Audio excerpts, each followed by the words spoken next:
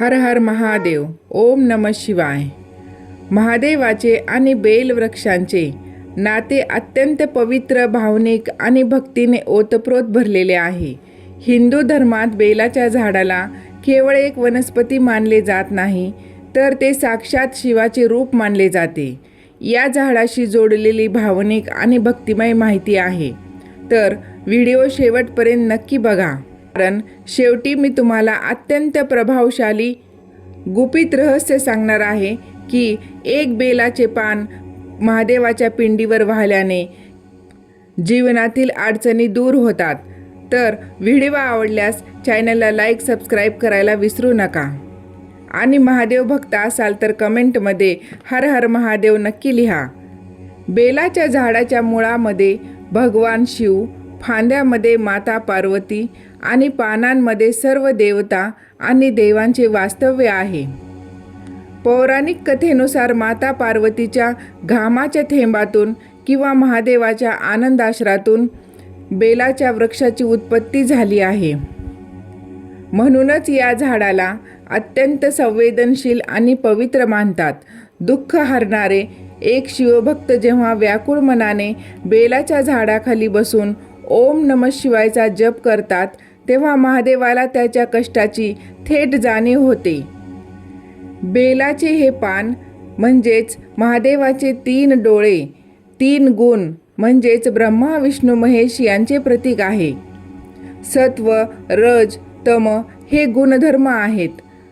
त्रिदल, त्रिगुणाकार, त्रिनेत्र, या त्रिजन्म पापसंहार, एक बिल्व शिवार्पणम या मंत्राचा अर्थ असा आहे की 3 पानांचे हे बेलपत्र मी शिवाला वाहून माझ्या 3ही जन्माची पापे आणि माझा अहंकार त्यांच्या चरणी अर्पण करत आहे.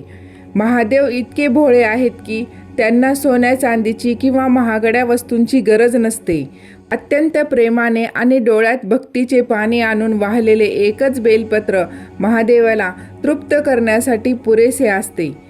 असे मानले जाते की बेलाच्या झाडाची सावली जरी अंगावर पडली तरी मनातील नकारात्मक विचार दूर होतात आणि आत्म्याला शांती मिळते. उन्हाळ्यात तर बेलाच्या झाडाला पाणी घालणे म्हणजे साक्षात महादेवाच्या जटाला आणि कंठाला शीतलता देण्यासारखे आहे. यामुळे भक्ताच्या जीवनातील सर्व संकटे दूर होतात. शिवाचा परमभक्त बेलाच्या झाडाखाली बसून जेव्हा महादेवाचे ध्यान करतो, तेव्हा त्याला कोणत्याही मंदिरापेक्षा जास्त मानसिक शांती आणि मोक्षाची अनुभूती येते. हलाहल विषाचा दाह कसा झाला, महादेवांना विरह आणि बेलाची शीतलता कशी मिळाली. समुद्रमंथनातून जेव्हा हलाहल नावाचे भयानक विष निघाले, तेव्हा सृष्टीच्या रक्षणासाठी महादेवांनी ते प्राशन केले. त्या विषामुळे महादेवांच्या कंठाचा आणि शरीराचा दाह कमी झाला. महादेवाच्या शरीराची आग शांत करण्यासाठी सर्व देवांनी बेलांची पाने त्यांच्या डोक्यावर आणि शरीरावर ठेवली.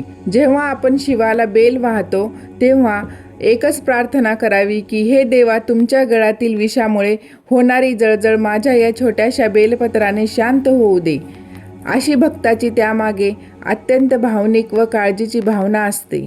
स्कंद पुराणात सांगितले आहे की माता पार्वतीने तिच्या कपाळावरील घाम पुसून जमिनीवर टाकला, त्यातून बेलाच्या वृक्षाचा जन्म झाला. त्यामुळे या झाडामध्ये माता पार्वतीच्या मातृत्वाचा आणि प्रेमाचा अंश आहे. ते मानले जाते की जेव्हा महादेव खूप क्रोधित होतात, तेव्हा ते बेलाच्या झाडाखाली येऊन शांत होतात, कारण इथे त्यांना माता पार्वतीच्या अस्तित्वाची आणि प्रेमाची अनुभूती येते. बेलाच्या वेगवेगळ्या भागामध्ये माता पार्वतीच्या विविध रूपांचा म्हणजेच गिरिजा, माहेश्वरी, लक्ष्मी, दुर्गा या देवींचा वास असतो. त्यामुळे बेलाची सेवा करणे म्हणजे साक्षात जगन्माता पार्वतीची सेवा करण्यासारखे आहे.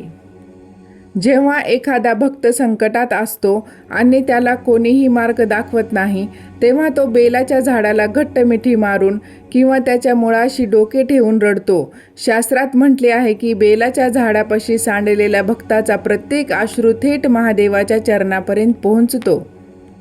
महादेवाला आशुतोष म्हणतात, म्हणजे ते लवकर प्रसन्न होतात.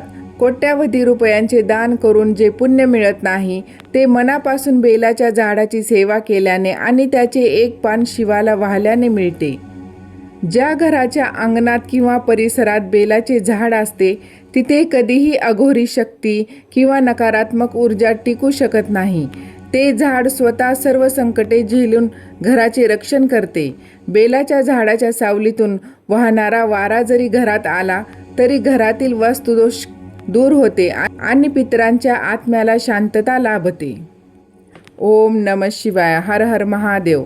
तुम्हीही महादेव भक्त असाल तर कमेंटमध्ये ओम नमः शिवाय नक्की लिहा. व्हिडिओ आवडल्यास चॅनलला लाईक सबस्क्राईब करायला विसरू नका व हा व्हिडिओ कुटुंबातील प्रत्येक व्यक्तींना शेअर करा की एक बेलाचे पान वाहल्याने किती परिणामकारक ठरू शकते.